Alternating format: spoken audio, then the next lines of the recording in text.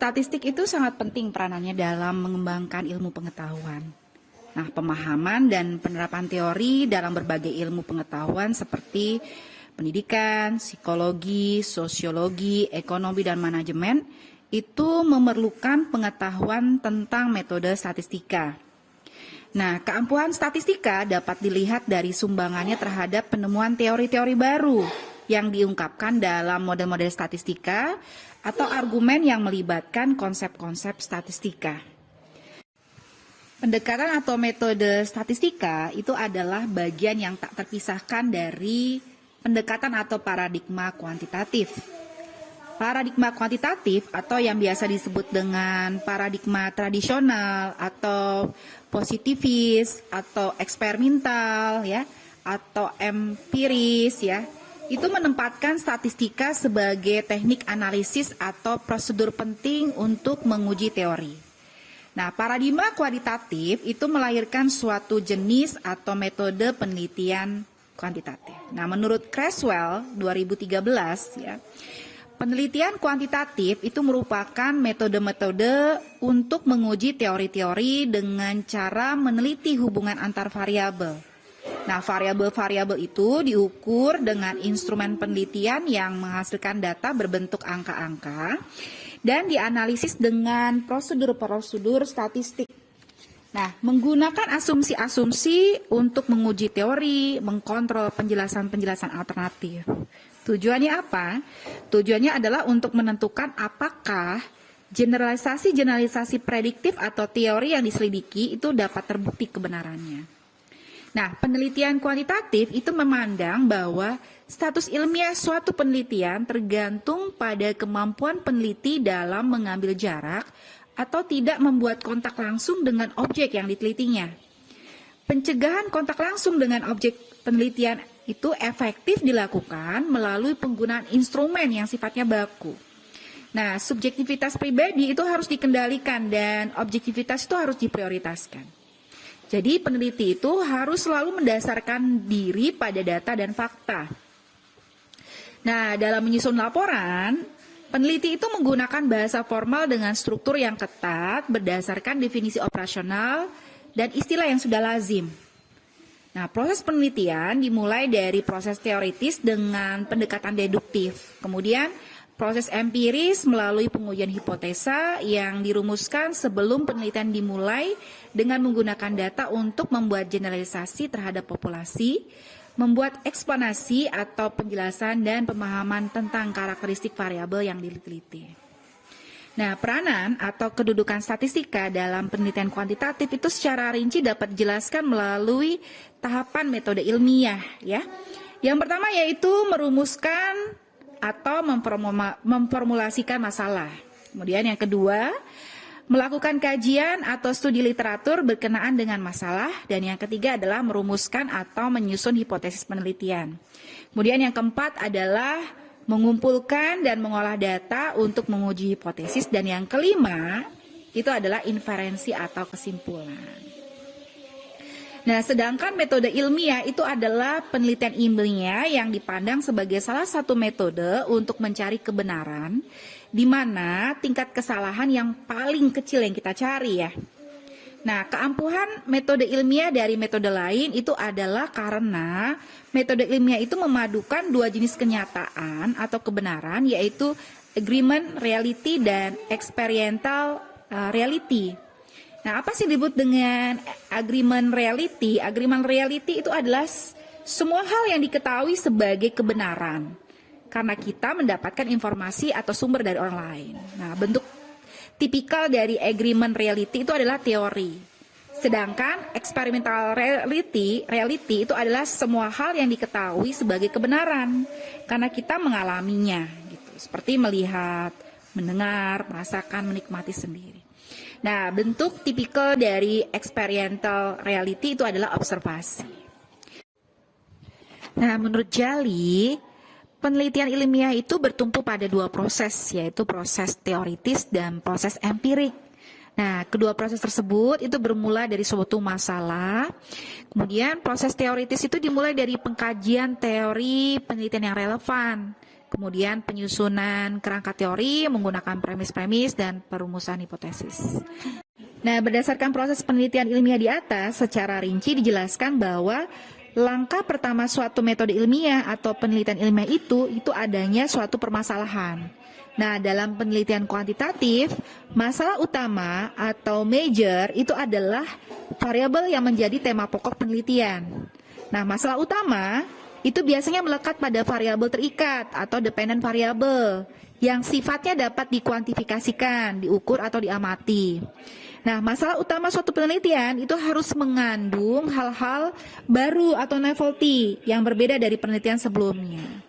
Nah, menurut Eterus Effendi, ya, bahwa dalam upaya memajukan ilmu pengetahuan, bila suatu masalah itu sudah diteliti atau masalahnya sudah dipecahkan, sebaiknya masalah itu tidak perlu diteliti lagi, sebab akan terjadi duplikasi, membuang-buang waktu, tenaga, dan biaya, dan akhirnya tidak ada pengembangan ilmu pengetahuan. Nah, tahap kedua ialah proses teoritis yang berisi pengkajian literatur berkaitan dengan variabel penelitian. Pengkajian literatur berisi deskripsi konsep-konsep penting yang menjelaskan variabel-variabel penelitian.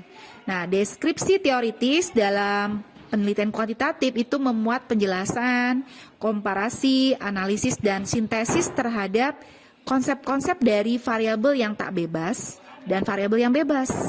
Nah, akhir dari kegiatan ini akan membuahkan suatu konstruk, ya, atau membangun pengertian yang dibentuk oleh peneliti setelah melakukan komparasi, analisis, dan sintesis konsep-konsep dari setiap variabel penelitian. Nah, misalnya seorang peneliti setelah melakukan komparasi, analisis, dan sintesis terhadap konsep-konsep dari variabel, misalnya kemampuan penalaran, ya, maka konstruk atau sintesis yang ia dapat bentuk antara lain yaitu kemampuan penalaran adalah proses berpikir logis menurut pola tertentu untuk memahami dan menarik suatu kesimpulan atau mengambil keputusan yang tercermin dalam kemampuan konsistensi logis, berpikir kritis, dan logika bilangan.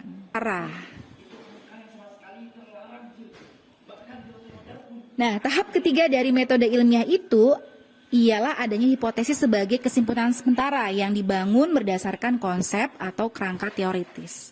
Nah, hipotesis penelitian itu adalah hasil kajian pustaka atau proses rasional dari penelitian yang telah mempunyai kebenaran secara teoritis. Nah, kebenaran hipotesis itu masih harus diuji, ya, kebenarannya secara empirik. Begitu, ya. Nah, menurut Jali, ya, hipotesis itu dapat dianggap sebagai jawaban sementara terhadap masalah yang telah dirumuskan dalam suatu penelitian dan masih perlu untuk diuji kebenarannya dengan menggunakan data empirik. Kemudian pada tahap yang keempat, ya, dari metode ilmiah adalah pengumpulan dan pengolahan data. Nah, data itu dapat berupa hasil belajar, kemampuan, pendapat, sikap, perilaku, atau perbuatan yang telah dikuantifikasikan dalam bentuk angka atau skor.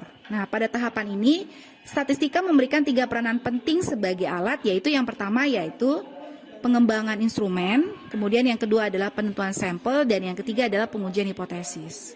Nah, pengukuran variabel penelitian itu memerlukan instrumen yang memenuhi persyaratan kualitas, yaitu dari segi validitas butir, item, dan reliabilitas perangkat instrumennya. Nah, di samping itu, instrumen juga harus memenuhi validasi, ya, validitas isi, ya, atau validitas konstruk, ya, dari teori yang mendasari variabel penelitian.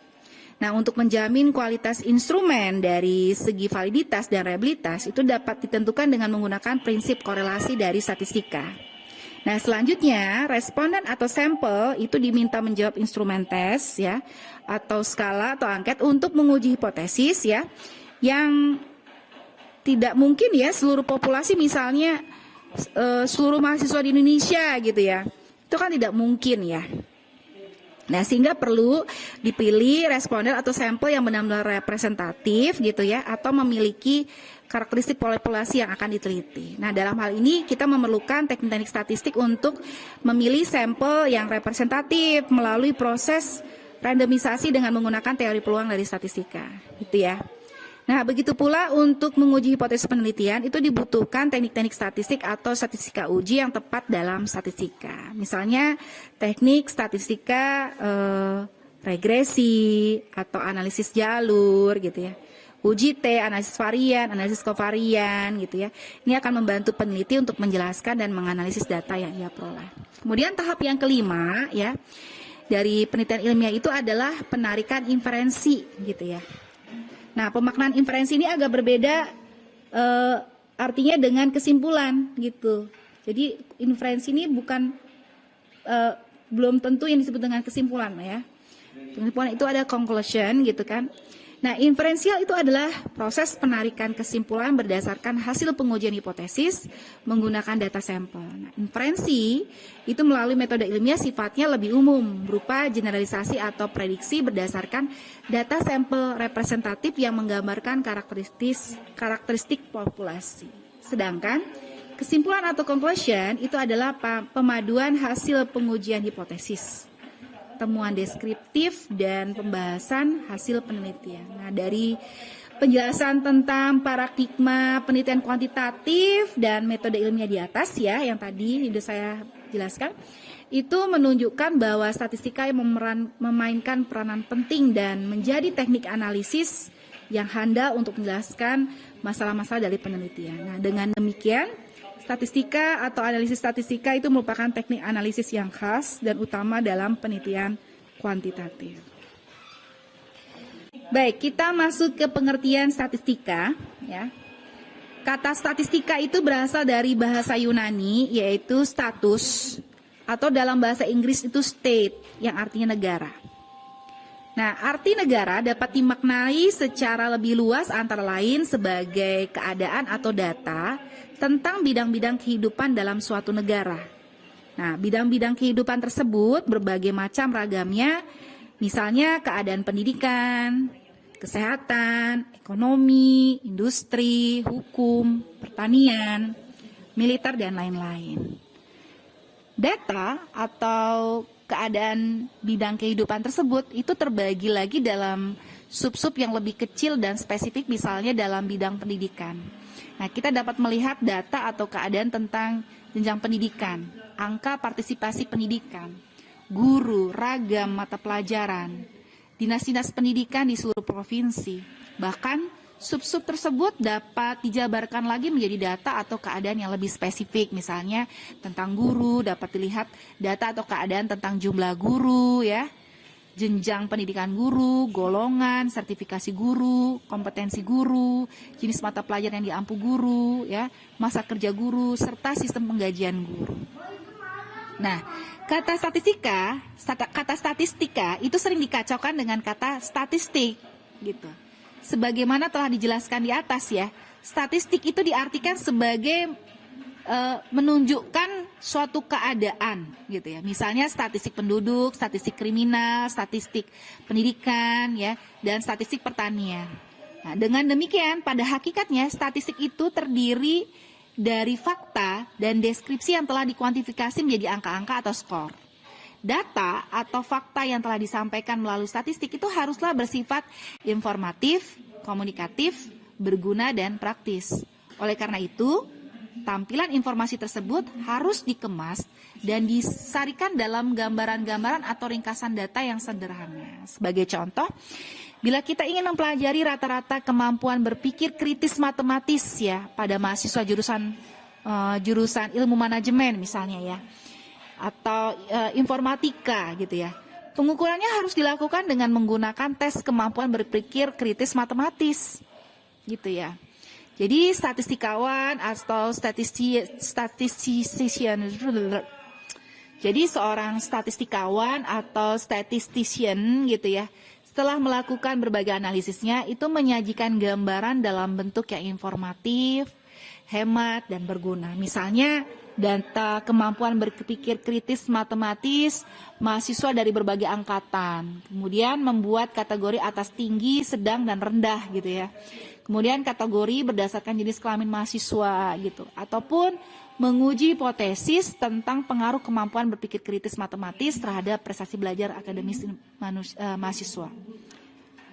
Nah, cara atau prosedur untuk mengumpulkan data, mengolah dan menyajikan dan menguji hipotesis itu berdasarkan data hasil pengamatan. Itu harus dinyatakan sehingga orang lain tuh dapat memahami metode atau teknik analisis yang digunakan untuk membahas suatu masalah. Nah, dengan uraian ini ya diperoleh rumusan tentang statistika. Nah, statistika itu apa? Statistika itu adalah ilmu atau metode atau cara atau aturan untuk mengumpulkan data, mengolah data, menyajikan data, menganalisis data, menginterpretasikan data, dan menarik kesimpulan berdasarkan data. Nah, secara garis besar, ragam statistika itu dapat digolongkan berdasarkan yang pertama yaitu orientasi pembahasan, kemudian yang kedua adalah fase atau tujuan analisis, yang ketiga adalah asumsi distribusi, yang keempat adalah jumlah variabel terikat. Nah, pengertian ragam statistika berdasarkan penggolongan itu dijelaskan sebagai berikut. Yang pertama adalah berdasarkan pembahasan. Nah, statistika berdasarkan pembahasan itu dapat dibedakan atas statistika matematika dan statistika terapan.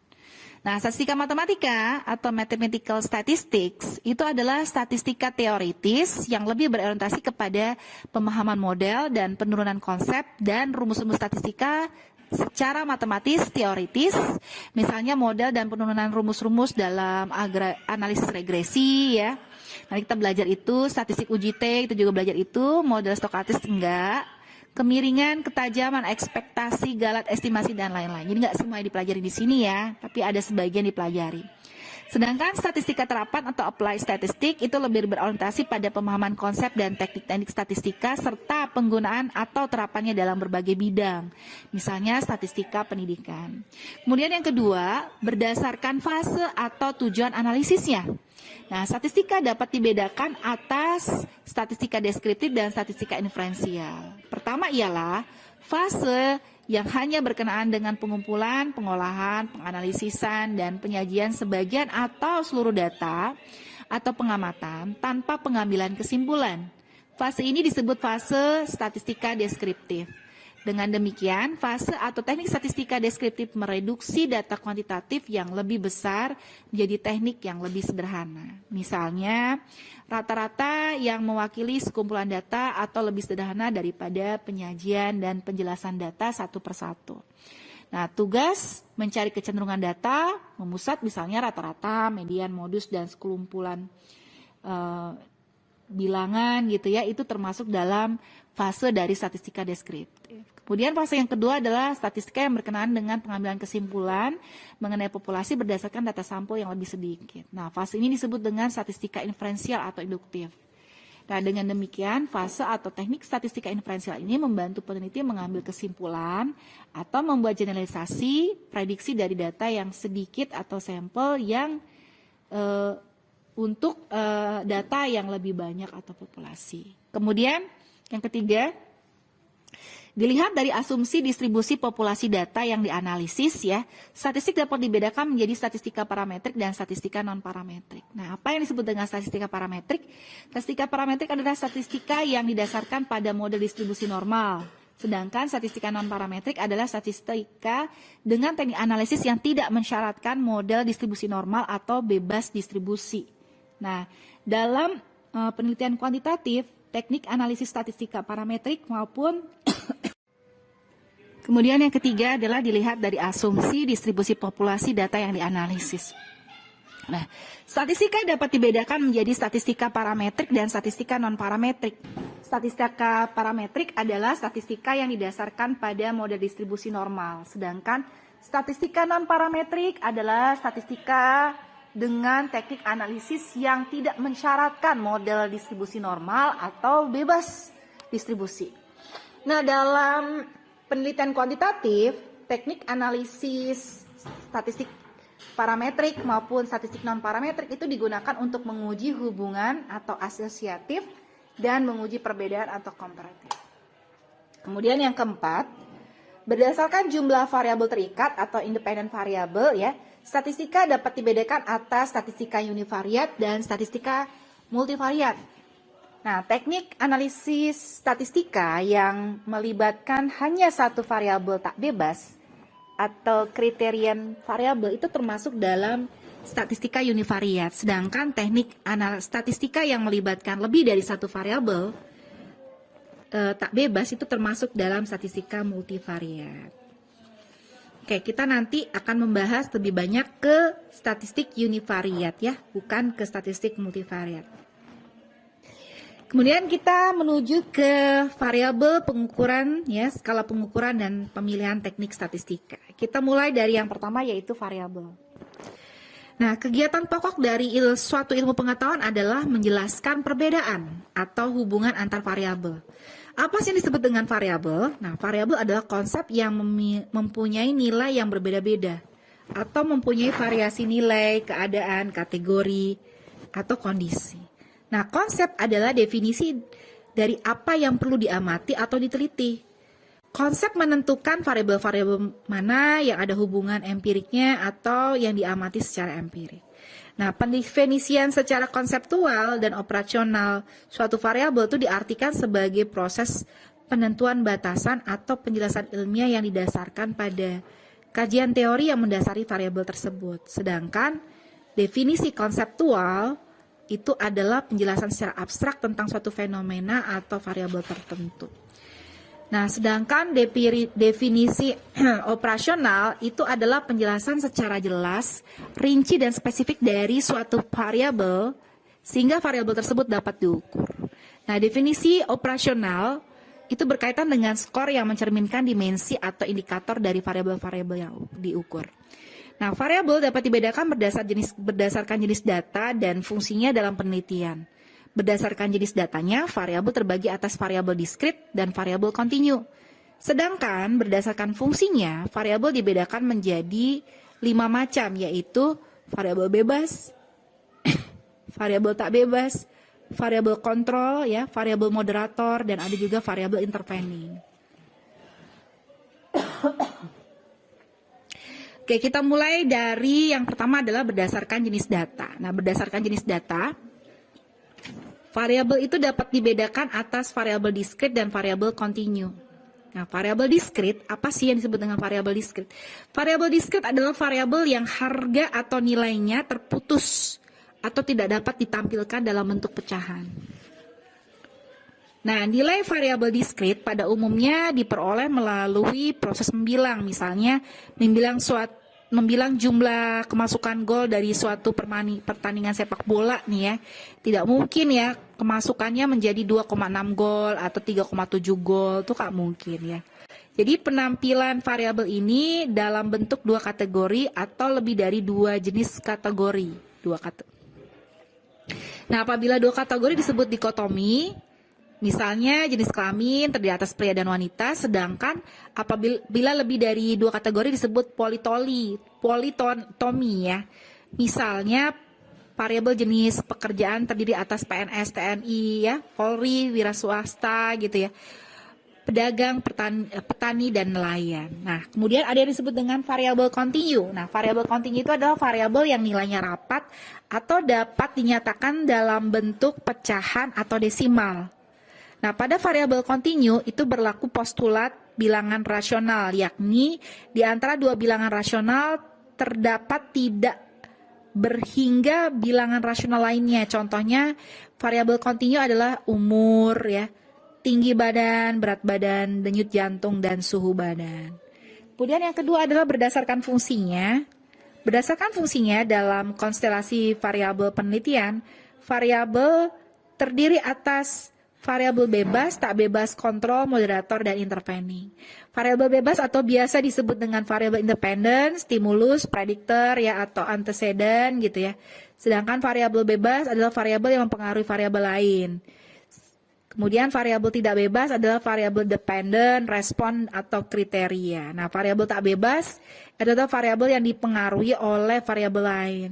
Misalnya kemampuan spasial, ya, mempengaruhi hasil belajar geometri dimensi 3 gitu ya. Jadi kemampuan spasial adalah variabel bebas, sedangkan belajar geometri dimensi 3 adalah variabel tak bebas. Kemudian ada lagi yang disebut dengan variabel kontrol. Nah, variabel kontrol adalah variabel yang ikut mempengaruhi variabel tak bebas gitu ya, dan pengaruhnya dikontrol atau dinetralisir gitu. Misalnya jika analisis menunjukkan adanya hubungan positif antara gaya belajar dengan prestasi nih, ya. Nah, kita dapat mengambil kesimpulan bahwa gaya belajar itu berpengaruh terhadap prestasi, padahal disadari bahwa IQ juga berpengaruh terhadap prestasi. Oleh karena itu, IQ sehendaknya dikontrol. Dalam hal ini, IQ dinamakan variabel kontrol. Nah, contoh lain pada penelitian eksperimen yang menguji efektivitas pengaruh metode pembelajaran terhadap kemampuan berpikir kritis matematis, ya. Apabila metode inquiry adalah perlakuan pada kelompok eksperimen dan metode ekspositori pada kelompok kontrol, ya, maka peneliti perlu menjamin homogenitas kedua kelompok tersebut dengan cara mengkontrol beberapa variabel, misalnya umur siswa, ya, materi pembelajaran guru yang mengajar, ya, kelas yang suasananya sama, ya. Dengan kata lain, peneliti harus membuat semua variabel sama, ya, kecuali perlakuan dengan metode inquiry dan ekspositori. Sehingga apabila kemampuan berpikir kritis matematis siswa pada kedua kelompok berbeda, maka perbedaan tersebut disebabkan oleh metode pembelajaran, bukan variabel tertentu atau faktor lain, ya. Kemudian selanjutnya adalah variabel moderator, adalah variabel kategorikal yang berpengaruh terhadap variabel terikat, ya, tetapi tidak mempunyai pengaruh yang utama. Misalnya ketika kita ingin menguji pengaruh pengetahuan statistika nih sebagai X1, ya, kemudian pengaruh metodologi X2 dan penguasaan substansi bidang ilmu itu X3 terhadap kualitas tesis mahasiswa. Nah, apabila gender itu atau X4, ya, juga mempengaruhi tetapi bukan penyebab utama, maka gender atau jenis kelamin itu disebut dengan variabel moderator. Kemudian yang terakhir adalah variabel yang disebut dengan variabel intervening atau variabel antara, adalah variabel yang dipengaruhi oleh variabel bebas, ya. Kemudian dia mempengaruhi variabel yang tak bebas. Jadi jika variabel yang diselidiki hubungan statistik yang semula tampak antara variabel bebas dengan variabel terikat menjadi lemah atau bahkan lenyap, ya. Jadi misalnya sikap positif terhadap mata kuliah, ya, ini X, ya, akan meningkatkan aktivitas mahasiswa itu Z, sementara meningkatnya aktivitas akan dipengaruhi oleh prestasi akademik mahasiswa, ya. Dalam hal ini aktivitas mahasiswa adalah berfungsi sebagai intervening, gitu. Jadi karena apabila aktivitasnya diselidiki atau berfungsi, ya, maka pengaruh sikap menjadi lemah dan bahkan lenyap pengaruhnya terhadap prestasi akademik mahasiswa. Nah, esensi pengukuran itu adalah suatu kegiatan, ya, untuk memberikan angka terhadap suatu objek oleh proses memasangkan fakta-fakta suatu objek dengan satuan-satuan ukuran tertentu dalam bentuk angka atau bilangan. Nah, dalam penelitian kuantitatif, pengukuran dilakukan terhadap variabel atau atribut yang pada umumnya memiliki kontinum nilai dalam interval tertentu. Nah, karena itu pengukuran juga dapat diartikan sebagai suatu prosedur pemberian angka terhadap atribut atau variabel sepanjang suatu kontinum. Nah, misalnya untuk memberikan gambaran mengenai suhu badan seorang anak, ya. Nah, kita memberikan suatu angka yang dapat mendeskripsikan suhu badan itu diperoleh dengan mengukur suhu badan anak dengan menggunakan termometer. Misalnya kita menerima informasi tentang suhu badan seorang anak itu tuh panas sekali, gitu, ya. Nah, informasi tersebut akan memberikan informasi yang tidak cukup akurat mengenai suhu karena besarannya subjektif antara satu dengan yang lain, gitu, ya. Tapi jika kita menyatakan suhu badan anak itu 45 derajat Celcius, gitu kan, maka angka tersebut memberikan gambaran yang secara kuantitatif yang lebih objektif mengenai suhu yang kita maksudkan, gitu, ya. Nah, makna suatu angka atau bilangan itu merupakan fungsi atau tanggung jawab kegiatan pengukuran. Nah, kegiatan pengukuran berkewajiban menjamin bahwa data dalam bentuk angka atau bilangan hasil pengukuran adalah data yang valid. Bahwa angka 28 derajat Celcius itu memiliki makna yang berbeda dengan 45 derajat Celcius. Maksudnya seperti itu, ya. Nah, data yang valid hanya dapat diperoleh dari instrumen yang valid pula. Oleh karena itu, memperoleh hasil pengukuran yang mencerminkan keadaan sesungguhnya dari objek ukur itu dibutuhkan instrumen yang valid. Sebagai contoh ya, jadi untuk dapat menyatakan bahwa suhu badan anak itu memang benar 45 derajat Celcius, maka kita menggunakan termometer yang berfungsi ya, dengan baik atau valid. Kemudian validitas penelitian itu sangat tergantung pada validitas data yang diperoleh.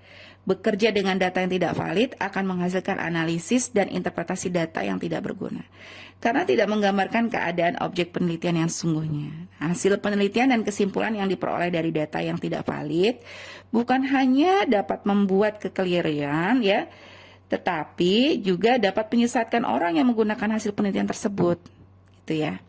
Jadi dari uraian yang di atas tadi itu menunjukkan bahwa pengukuran itu merupakan kegiatan yang penting dalam penelitian, terutama untuk memperoleh data yang valid dan akurat. Oke, sekarang kita masuk ke skala pengukuran ya. Dalam penelitian kuantitatif, jenis skala itu menentukan rumus dan statistika uji yang seharusnya dipergunakan. Nah, pada garis besarnya terdapat 4 macam skala pengukuran yang penting untuk diketahui, yaitu skala nominal, ordinal, interval, dan rasio. Nah, penjelasan keempat skala tersebut adalah sebagai berikut. Yang pertama adalah skala nominal. Nah, skala nominal itu adalah pengelompokan, kategorisasi, identifikasi kejadian atau fenomena ke dalam kelas-kelas atau kategori, sehingga masuk dalam satu kelas atau kategori itu adalah sama dalam hal atribut atau sifat. Nah, kelas atau kategori tersebut itu hanya nama untuk membedakan suatu kejadian atau peristiwa ya dengan kejadian atau peristiwa lain. Nah, perbedaan angka itu hanya menunjukkan adanya objek atau subjek yang terpisah dan tidak sama. Skala nominal itu akan menghasilkan data diskrit. Nah, operasi matematika yang dapat berlaku terhadap jenis skala tersebut itu tidak ada. Sebab data kualitatif ya, sebab datanya sifatnya kualitatif, maksudnya seperti itu ya. Nah, perbedaan yang ada pada skala ini sifatnya kualitatif.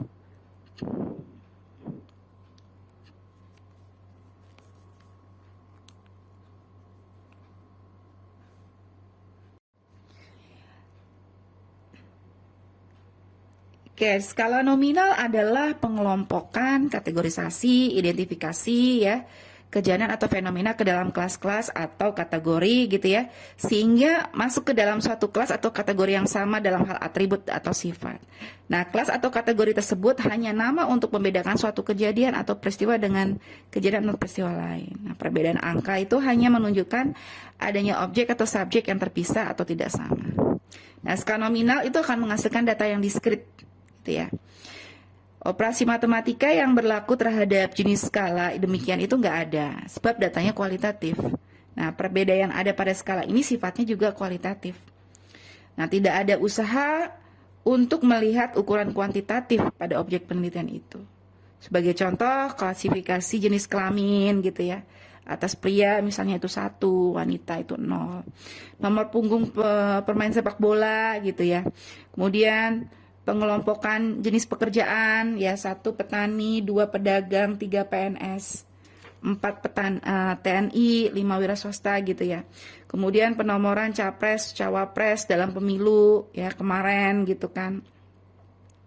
1 Jokowi, 2 Prabowo gitu. Nah, angka-angka dalam klasifikasi dan penomoran tersebut tidaklah bermakna kuantitatif, tetapi hanya sekedar pengelompokan atau kategorisasi semata. Kemudian kita masuk ke skala ordinal ya.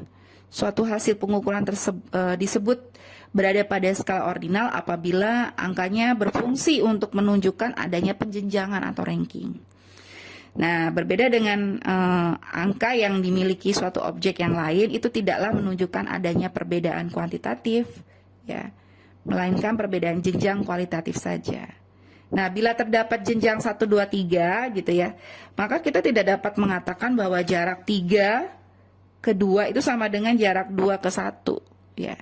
Tetapi berlaku bahwa 3 lebih besar daripada 2 atau 2 lebih besar daripada 1 dan 3 lebih besar daripada 1 gitu ya. Nah, jarak jenjang antara dua angka berurutan itu tidak selalu sama. Sebagai contoh, pemberian nomor pemenang ya pada kejuaraan tinju. Kemudian urutan nomor rumah gitu ya. Nah, kita mengetahui nomor 24 dan 126 itu ya. Misalnya dari arah yang sama dari nomor 10 gitu. Nah, kira-kira dari nomor 10 itu lebih duluan ketemu mana? 24 atau 126 gitu.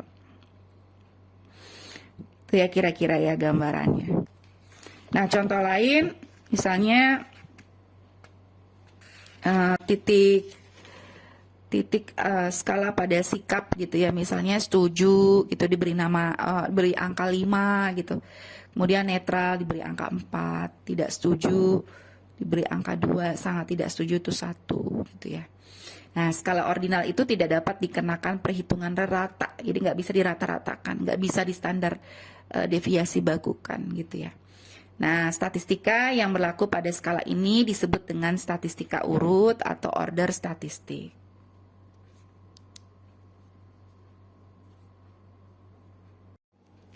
Nah, kemudian skala interval ya. Jadi hasil ukur yang skala interval ini adalah hasil pengukuran ordinal ya, yang memiliki jarak antar tetap gitu, selalu sama. Jadi dalam deretan misalnya angka 2, 3, 4, 5, 6, 7 gitu ya, kita dapat mengatakan bahwa jarak 5 ke 3 itu sama dengan jarak 7 ke 5 gitu kan, atau jarak 6 ke 4 gitu. Nah, skala ini tidak memiliki harga nol mutlak gitu, sehingga jika seorang peserta didik mendapatkan nilai 0 dari hasil tes statistik, itu tidak berarti bahwa peserta didik tersebut tidak memiliki pengetahuan tentang statistik gitu.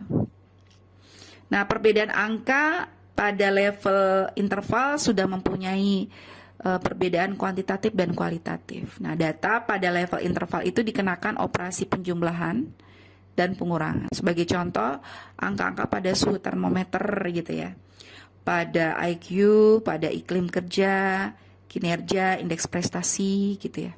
Nah, bila pada skala ordinal statistika yang berlaku adalah statistika urut, maka pada skala interval berlaku juga yang disebut dengan statistik korelasi atau regresi.